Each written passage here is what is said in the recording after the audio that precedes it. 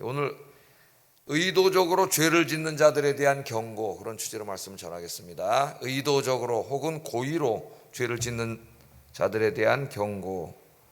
자, 지금 우리가 대제사장으로서의 예수님에 대해서 이제 다 공부한 후에 예수님을 믿고 구원받은 사람들, 대제사장으로서 자신의 몸을 속죄제사로 드림으로 우리를 구원하신 그 주님의 사랑을 믿고 구원받은 사람들이 어떻게 살아야 되느냐 하는 5가지 권고를 공부하고 있는데, 5가지 권고가 저기 이제 제가 계속 아침에 말씀을 드렸습니다. 그 중간에 이제 파란색으로 된 게 죄에 대한 경고예요. 그러니까 5가지 권면인데 5가지 권면의 그 가운데가 죄에 대한 권면이고, 그걸 중심으로 해서 2개씩 있습니다. 저 2가지는 이제 살펴봤죠. 하나님께 나아가라, 또 사랑과 선행을 행하며 모이기를 힘쓰라. 이건 이제 공부했고, 오늘은 이제 정중앙에 있는 경고의 말씀입니다. 심판에 대한 경고의 말씀이에요. 이 말씀을 공부하겠습니다. 자, 하나님께서는 예수님의 사랑과 은혜를 맛본 사람들 중에서 계속해서 의도적으로 죄를 짓는 사람들에게 강력한 경고의 말씀을 하고 있습니다. 그런데 그 말씀이 너무 세서 이 말씀을 어떻게 해석하고 이해될지가 상당히 어려워요. 쉽지가 않습니다. 왜냐하면 이런 죄를 짓는 사람은 그 죄를 용서받는 속죄 제사가 없다 그랬어요. 없다. 속죄 제사가 없다는 말은 뭐예요? 다시 말하면 구원받지 못한다 이 말이에요. 구원받지 못한다.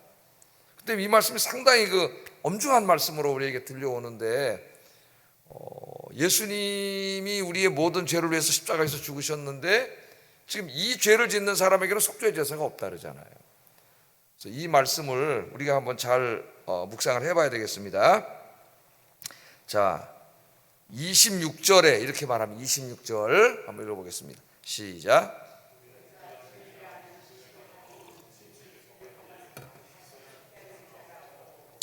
뭐라 그랬어요? 우리가 진리를 아는 지식을 받은 후, 진리를 아는 지식을 받았어요. 배웠어요. 들었어요. 설교로. 그래서 다 알고 있다는 얘기예요. 그 지식을 받은 후에 짐짓 죄를 범한 즉, 그걸 다 알아요. 예수님이 하나님의 아들 구원자인지도 알고, 내 죄를 용서해 주시기 위해 십자가에서 대제사장으로 죽으신 것도 알고, 또 예수님이 이렇게 살아라고 하신 말씀도 다 배워서 알아요. 교회를 다녀서 다 압니다. 알고 있어요. 그 알고 있는 사람인데 짐짓 죄를 범했어요. 그러면 속죄하는 제사가 없다, 이렇게 말씀을 합니다. 속죄하는 제사가 없다, 그렇게 말을 하고 있어요. 자, 여기서 중요한 것이 짐짓이란 말입니다. 짐짓. 거의 안 쓰는 말이에요. 우리 현대 말로는 쓰지 않는 말인데, 우리 말 번역할 때 또 이 말을 그대로 갖다 써놨어요. 짐짓이라고. 짐짓 죄를 범한 즉, 여기 짐짓이라는 말은 에쿠시오스라는 말은 헬라어를 번역한 건데, 이거는 고의로, 의도적으로, 그런 뜻입니다. 고의로, 의도적으로. 그러니까 내가 부지중에 또는 실수로 나의 연약함 때문에 죄를 지은 게 아니라 하나님 말씀을 다 알면서도 고의로 죄를 지은 거예요. 의도적으로 죄를 지은 거예요. 자, 고의로 졌다는 건 뭐예요? 자, 어떤 사람이 이렇게 있는데 그냥 내가 뭘로 갖다 이렇게 툭 쳐가지고 그 사람이 넘어졌는데 죽었어요. 그럼 고의로 한 건 아니죠. 그거는. 그래서 처벌은 받습니다만은 고의로 한 건 아니에요. 실수로 한 거지. 그러나 내가 이 사람을 죽일 목적으로 여기 빼주고 한 게 있는 대로 확 밀었어. 그 사람 죽었어요. 그러면 그건 어떻게 한 거예요? 그럼 고의로 한 거죠. 그러면 그 죄의 값이 일반 형벌에서도 엄청난 차이가 있습니다. 이제 고의로 의도적으로 죄를 졌다는 거예요. 다 알아요. 다 알아. 예를 들면 거짓말하지 마라. 다 압니다. 하나님 말씀 하도 들었어요. 성경도 많이 읽었어요. 알아요. 그런데 내가 이거 딱 보니까 이거 한 번만 거짓말하면은 엄청나게 많은 이익이 생겨. 돈을 많이 벌 수가 있어요. 거짓말하고 속이면은. 다 알아. 이거 하면 안 된다는 거 알아요. 그래서 그냥 어떻게 해요? 돈 많이 벌기 위해서. 에이, 사람이 정직하게면 어떻게 사냐? 거짓말도 할 수 있는 거지. 하나님은 너무하신 거 아니야? 그러면서 거짓말로 싹 해서 돈을 벌었어요. 그럼 이 죄는 어떻게 진 거예요? 고의로 한 거죠. 이거는 의도적으로 한 겁니다. 나의 연약함 때문에 우리가 죄를 질 수 있습니다. 거짓말을 할 수가 있고, 그러나 이거는 의도적으로 한 거죠. 의도적으로. 그런데 이 죄에 대해서는 속죄하는 제사가 없다 그래요. 그러니까 아마 성경에서 가장 강력한 말씀입니다. 죄에 대해서. 근데 비슷한 이제 말씀을 가르친 사람이 사도 바울이죠. 술 취하는 자, 이런 간음하는 자, 하나님 나라에 들어갈 수 없다 그랬어요. 그 말은 천국에 못 간다는 거예요. 다시 말하면 지옥 간다는 겁니다, 여러분. 그럼 술 취하는 자, 간음하는 자, 교회 다니는 사람 중에서 그런 사람 많은데 이미 다 지옥 가나? 제가 이제 바울 서신 가르칠 때 그 말씀도 드렸는데 딱 종합해서 오늘 말씀을 한번 같이 묵상을 해보겠습니다. 자, 여기 고의적으로 의도적으로 죄를 범한 사람은 속죄제사가 없다 그랬는데 여기 죄를 범하다, 이 범하다가 중요해요. 또 범하다 거기다 들쳐넣었어요. 죄를 범하다, 이 동사의 시제가 현재 분사로 되어 있습니다. 우리나라 말에는 이제 분사라는 건 없죠. 현재 분사는 시제가 과거 현재 있지만 이제 현재 분사가 있어요. 이 헬라어에서는 현재 시제는 한 번의 단회적인 행동을 나타나지 않아요. 계속적인 행동을 말합니다. 계속. 그러니까 계속적으로 반복적으로 습관적으로 계속하는 거예요. 그러니까 한 번, 두 번 이렇게 의도적으로 죄를 졌더라도 한 번, 두 번 의도적으로 진 사람은 절대 이제 구원 못 받아. 제사 못 받아. 속죄제사가 없으니까. 예수님이 속죄제사를 지냈는데도 그 속죄제사 효력이 못 미친다는 얘기 아니에요. 예? 그 속죄제사를 구원 못 한다는 얘기 아니에요. 예? 한 번, 두 번. 한 번, 두 번 고의로진 사람이 많은 것 같은데 한 번, 두 번을 말하는 게 아니라 어떻게 된다고요? 지속적인 행동을 말하는 거예요. 지속적으로, 계속적으로, 반복적으로 습관이 된 거예요. 그래서 습관적으로. 그러면서도 양심의 가책을 느끼지 않아요. 양심의 가책이 다, 양심이 화인 맞은 사람이라 했죠, 성경에. 예? 양심의 가책이 없고 그래서 회개하지 않습니다. 회개하지 않아요. 그 상태를 말하는 거예요. 그러니까 바울이 말할 때도 간음한 자, 술 취한 자 하나님 나라에 들어가지 못한다, 하나님 나라에 합당하지 못한다, 한 번, 두 번 행한 행위를 말하는 게 아닙니다. 그것도 현재 시제예요. 지속적이고 반복적이고 습관화되어 있는 삶이 그렇게 형태가 만들어진 사람이에요. 만들어진 사람. 그 사람은 믿는 사람이라고 할 수가 없어요. 참 믿음에 이르렀다고 볼 수가 없습니다. 좀 이따 이제 우리가 또 살펴보겠지만 하여튼 여기서는 이제 그렇게 자세하게는 말하지 않지만 시제를 통해서 우리가 그걸 반복적인 행동이라는 것을 알 수가 있고요. 성경에서는 일단 죄를 두 가지로 나눕니다. 두 가지로 나누어요. 하나는 인간의 연약함으로 인하여 부지중에 짓는 죄가 있어요. 이제 구약 성경에 보면 나오죠, 이 말씀이. 또 하나는 지금 말씀처럼 의도적으로 고의적으로 계속하는 거예요.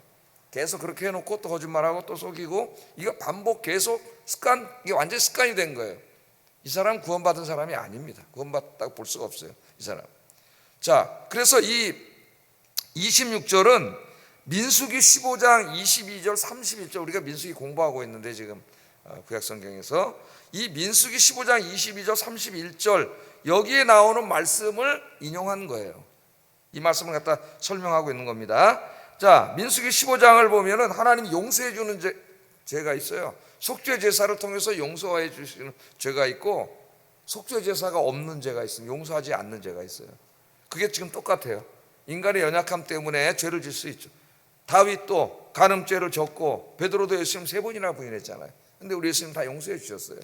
인간의 연약함과 부지 중에 짓는 죄는 우리 하나님 속죄 제사를 통해서 용서해 주셨기 때문에 우리 예수님의 속죄 제사로 용서를 해 주시는데, 민수기 15장에 보면은 고의로 짓는 죄는 용서해 주시지 않는다 그래서 고의로, 의도적으로 다 알면서, 하나님 말씀을 너무나 잘 알면서도 자기의 이익이나 무언가를 상황을 모면하려고 고의적으로 하는 죄는 용서하지 않는다 그랬어요. 민수기 15장 30절 31절 읽어보겠습니다. 시작.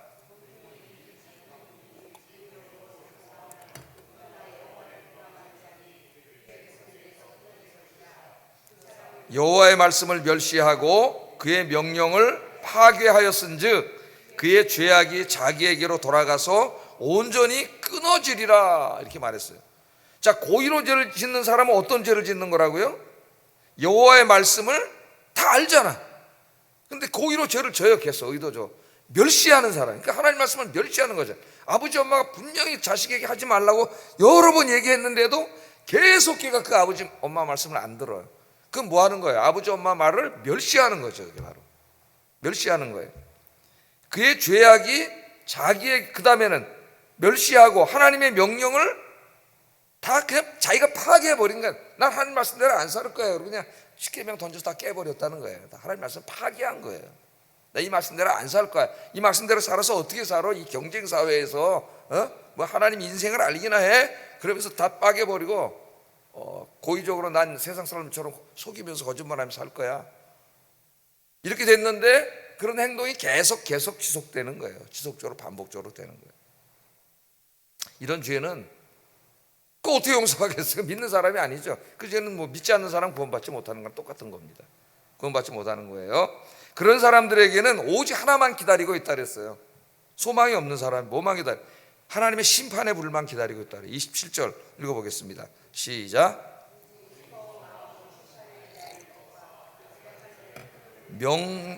맹렬한 불, 지옥불만 기다리고 있다. 그러니까 여러분 히브리서는 어떻게 보면 히브리서 한 장 넘기면은 믿음에 대한 믿음의 사람들이 쫙 나오잖아요. 그 믿음을 강조하는 성경입니다. 예수 그리스도의 대속적 죽음을 믿는 것. 그러나 그 믿는 사람들이 어떻게 살아야 하는가 하는 것을 가르칠 때는 성경에서 율법 이상으로 강력한 말씀들이 있어요. 강력한 말씀. 오늘 이 말씀보다 강력한 말씀이 어디 있습니까, 여러분? 두렵죠. 이 말씀을 읽으면 이 말씀의 목적이 이 말씀을 읽고 두려우라고 주신 말씀이에요. 그래서 어떻게 하라고? 죄 짓지 말라고, 죄를 멀리하라고 주신 말씀입니다. 자, 중요한 것은 진리를 아는 지식을 받은 자가 누구냐는 거예요. 여기서 제가 아까 이게 누구냐를 말씀드리기 전에 이런 고의적으로 짓는 죄를 지속적으로 반복적으로 하는 사람은 믿는 사람이 아니라 그랬죠. 성령이 그 안에 계신데 그렇게 할 수 없다 그랬어요. 그건 믿는 사람이 아니라 그랬어요. 그러나 한번 이 의미를 더 살펴보면 분명히 나옵니다. 진리를 아는 지식을 받은 자, 어떤 사람? 구원받은 사람일까요? 진리를 아는 지식을 받은 자. 진리가 뭐예요? 예수 그리스도의 구원의 진리 아닙니까? 복음의 진리를, 그거를 아는 지식을 받은 자. 알아야 다 예수 그리스도에 대해서. 구원받은 사람일까요? 만일 구원받은 사람으로 해석하면 구원받은 사람들 중에서 고의로 의도적으로 죄를 지속적으로 짓는 사람은 구원에서 탈락할 수 있다가 되는 거죠. 그러면 이미 구원받은 사람이 그랬다 그러니까 탈락할 수 있는 거예요. 그럼 이제 알미니안, 감리교 이쪽과 카톨릭하고 이제 교리가 같습니다. 같아지는 거예요. 그럼 장로교가 아니에요. 예? 카톨릭은 어떻게 해요? 구원에서 탈락할 수 있다고 가르치죠. 왜? 중대범죄를 지으면은, 거기는 의도적으로 이런 것보다는 중대범죄예요. 뭐 간음죄를 짓거나 살인을 하거나 이런 중대범죄를 지으면은 구원에서 탈락할 수 있다. 이게 카톨릭의 중요한 교리입니다. 우리 장로교는 한 번 구원받은 사람은 탈락할 수 없다, 탈락하지 않는다. 이게 장로교 예정론의 핵심이에요. 그죠? 여러분들 장로교 다니시는데 성경을 읽어보면 우리 지금 요한복음 주일날 공부하고 있지만은 예수님이 내게 주신 자들은 내가 하나도 잃지 않겠습니다. 이렇게 기도를 합니다. 하나님 앞에. 내게 주신 자 누구예요? 이미 구원받은 자잖아요. 구원받은 자들은 내가 한 사람도 잃지 않겠다 그러고, 로마서 8장에서는 이 세상의 그 어떤 권력도 세력도 하나님이 사랑하는 자는 하나님의 사랑에서 끊을 수 없다고 이야기해요. 성경에 여러 군데서 하나님의 구원은 실패할 수 없다. 만약에 구원받은 자가 구원에서 탈락할 수 있다면은 하나님의 구원이 실패한 게 돼. 그 말이 되지가 않잖아요. 그래서 구원받은 자는 하나님이 끝까지 지켜주십니다. 여기에 진리를 아는 지식을 받은 자는 우리 이미 공부했어요. 더 자세하게 설명되어 있는 것은 히브리서 6장 4절 6절입니다. 아마 여러분 생각나실지 모르지만 더 자세하게 설명되어 있어요. 이런 사람들, 이런 상태에 있는 사람들입니다. 한번 읽어보겠습니다. 시작.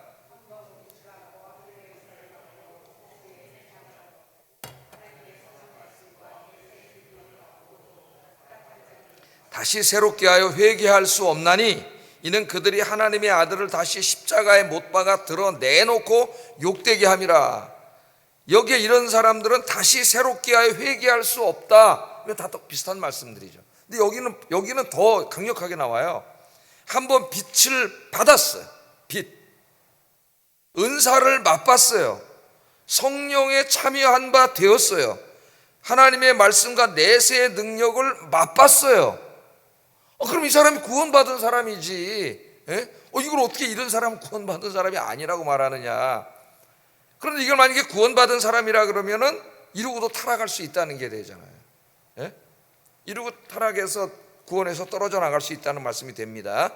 그래서 저 감리교나 카톨릭은 자기들 교리의 증거로 이 말씀을 가지고 와요. 그러나 이제 칼빈이나 이 장로교 신학자들은 여기에 있는 이 사람들은 언뜻 보면은 구원받은 사람처럼 묘사되어 있지만 구원받은 사람이 아니라 이렇게 해석을 합니다.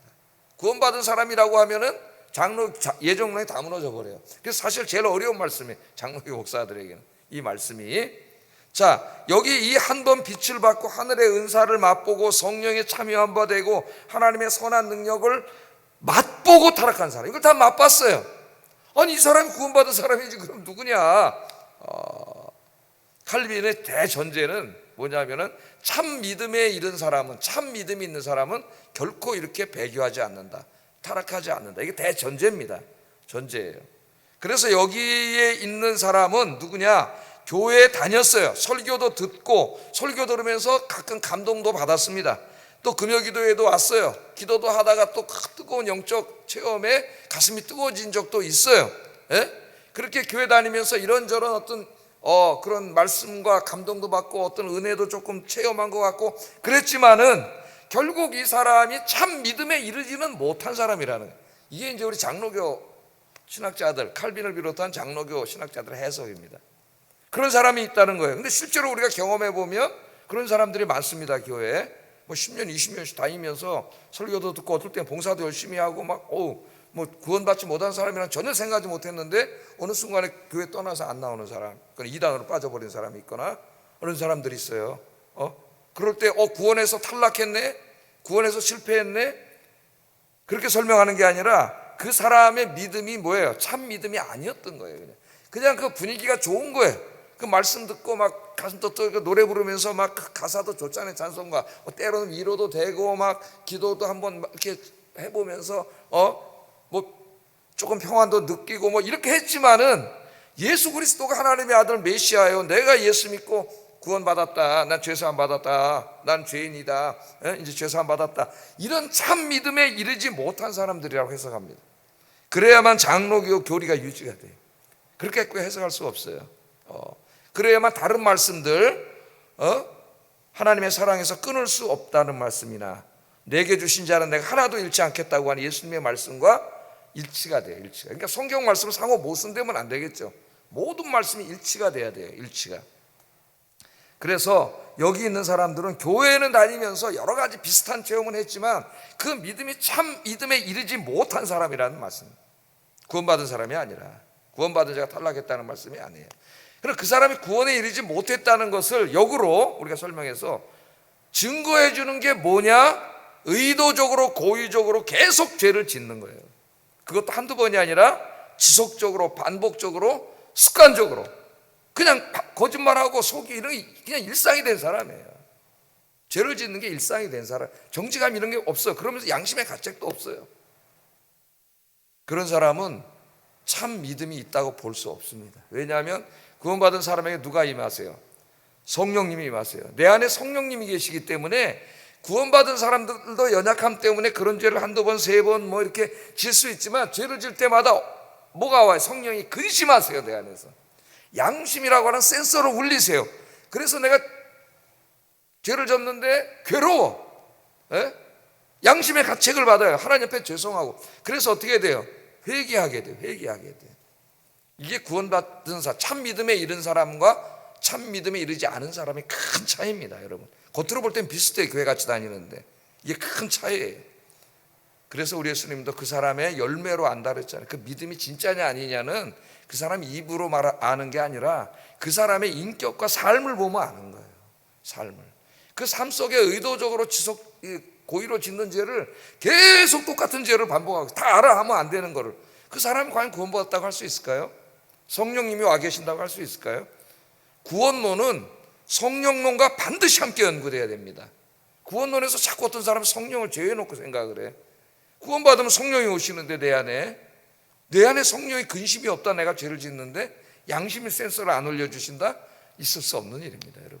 그래서 여기 있는 사람들은 바로 그런 사람들의, 교회는 오래 다녀서 이런저런 조금 체험도 했고 뭐 감동도 받아본 적도 있고 다 했지만 참 믿음에 이르지 못했기 때문에 중요할 때에 자기의 이익 앞에서 어떤 자기의 어떤 삶을 모면하기 위해서 계속 죄를 짓는 거예요. 그게 습관이 된 사람들. 자, 히브리서 저자는 이 말씀이 굉장히 엄중한 말씀이기 때문에 여기서 끝나지 않고 이 죄가 얼마나 큰 죄인가를 다시 한번 이야기합니다. 28절 29절 읽어보겠습니다. 시작.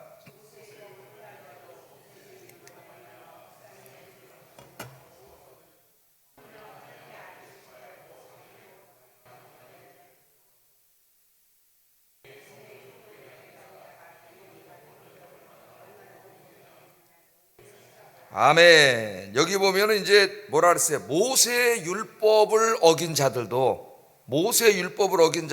어떻게 했어요? 불쌍히 여김을 받지 못하고 죽었거든. 고라당이라든가 이런 사람들 있죠. 성경에 많이 나옵니다. 죽었거든. 하물며 이런 사람들은 뭘 한 사람이에요? 하나님의 아들을 짓밟고, 알잖아. 다 예수님이 자기 위해서 십자가에 죽으셨다는 것도 알고, 사랑하라, 거짓말하지 말, 가르친 거 다 알아. 그런데도 의도적으로 계속해서 반복적으로 죄를 져. 그 사람은 결국 어떤 사람이에요? 율법 정도 어긴 사람도 죽었는데, 이런 사람은 하나님의 아들을 짓밟는 사람이라는 거예요. 여러분, 이 죄가 얼마나 큰 걸 보세요. 하나님의 아들을 짓밟어. 그 다음에 자기를 거룩하게 한 십자가의 그 피를 부정해. 그리고 은혜의 성령, 내 안에 계신 성령을 욕되게 하는 죄를 짓는 거라는 거예요. 우리가 이게 아무것도 아닌 죄가 아니에요. 히브리서에서 엄청나게 이런 이 세 가지 죄를 졌기 때문에 속죄가 없다는 겁니다. 여러분, 하나님의 아들을 짓밟고 은혜의 성령을 욕되게 하고 또 그 언약의 십자가의 피를 부정하는 죄라는 거예요. 이 세 가지가. 왜? 다 아니까. 알면서 죄를 짓잖아요. 알면서 계속 하잖아요. 계속 반복적으로. 이 말씀은 신명기 17장 말씀을 인용한 겁니다. 17장 12절 13절 한번 읽어보겠습니다. 시작.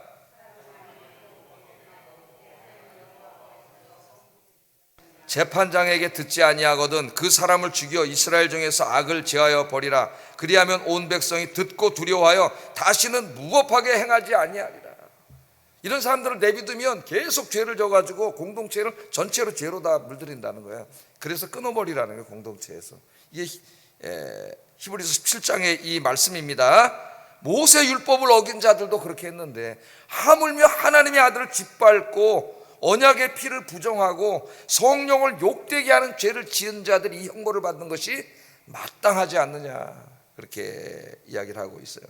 그러면서 이 경고는 반드시 이루어진다, 그렇게 말합니다. 오늘 마지막 절 30절 31절 읽어보겠습니다. 시작.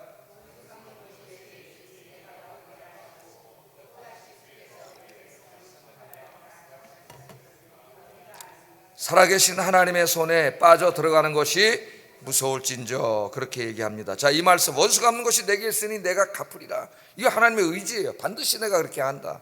뭔 원수를 갚는 거예요? 하나님의 아들을 짓밟고 성령의 은혜를 멸시하고 언약의 피를 부정하고 하나님의 아들을 짓밟은, 외아들까지 주셨는데 거기에 대해서 내가 갚는다는 거예요, 하나님께서. 자, 오늘 이제 결론 말씀을 마치면서 이 말씀의 핵심은 뭐예요? 그러니까 설교, 목회적인 경고예요.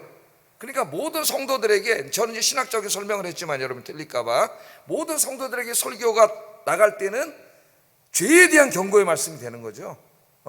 그래서 자신을 돌아봐야 돼. 이 말씀을 들으면 내가 참 믿음에 있는 사람인가, 나는 진짜 교회만 왔다 갔다 하는 사람인가, 참 믿음이 있는 사람인가, 그걸 짚어봐야 되고, 나는 정말 하나님의 말씀대로 살려고 완벽하지는 못하다 할지라도 몸부림치는 사람인가, 그 말씀을 어겼을 때 괴로움이 있고 양심의 가책이 울리고 회개하는 사람인가.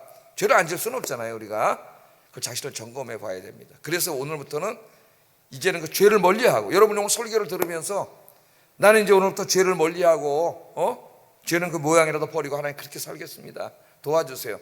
오늘 이런 마음이 들었다면은 여러분은 다 구원받은 사람인 줄로 믿습니다. 다 구원받은 사람, 그런 사람. 나 오늘도 이쪽으로 넣고 이쪽으로 흘리고 그냥 뭔 말 하는지 아무 관심도 없고, 그건 심각한 거예요, 여러분, 진짜로.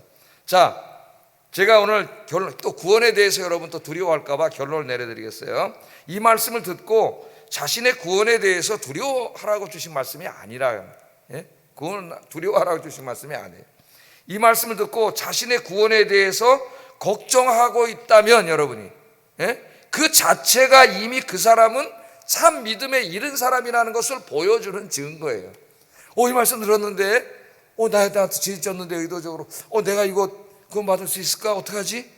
그런 마음이 드는 사람이라면은 참 믿음에 이른 사람에 틀림없어요.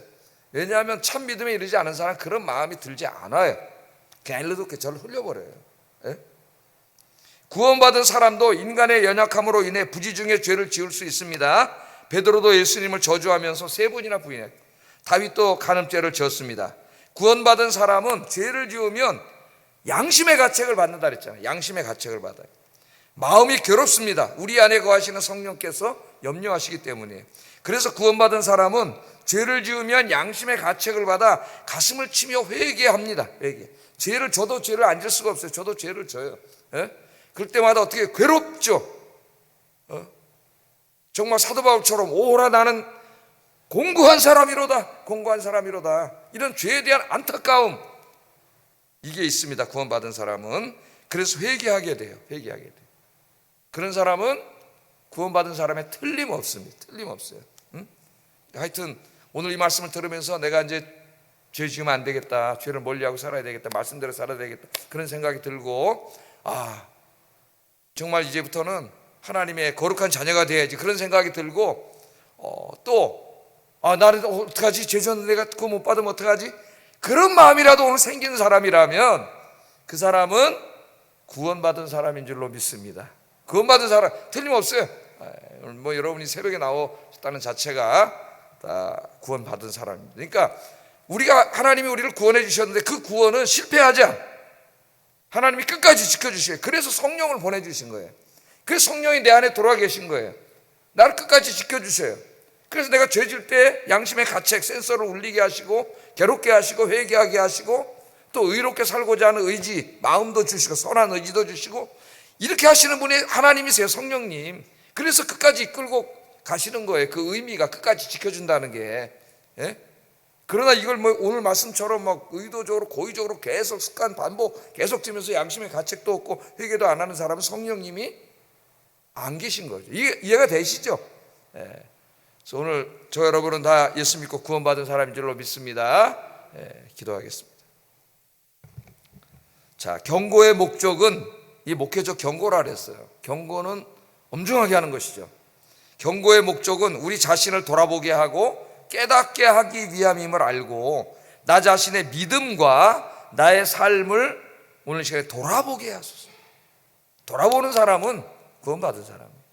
두 번째, 예수님이 하나님의 아들 구원자라는 것을 믿는 믿음이 더욱 굳건해지게 하시고 모든 악을 버리고 진리의 말씀대로 순종하며 살게 하소서. 이게 목적입니다. 오늘 설교에 기도하겠습니다.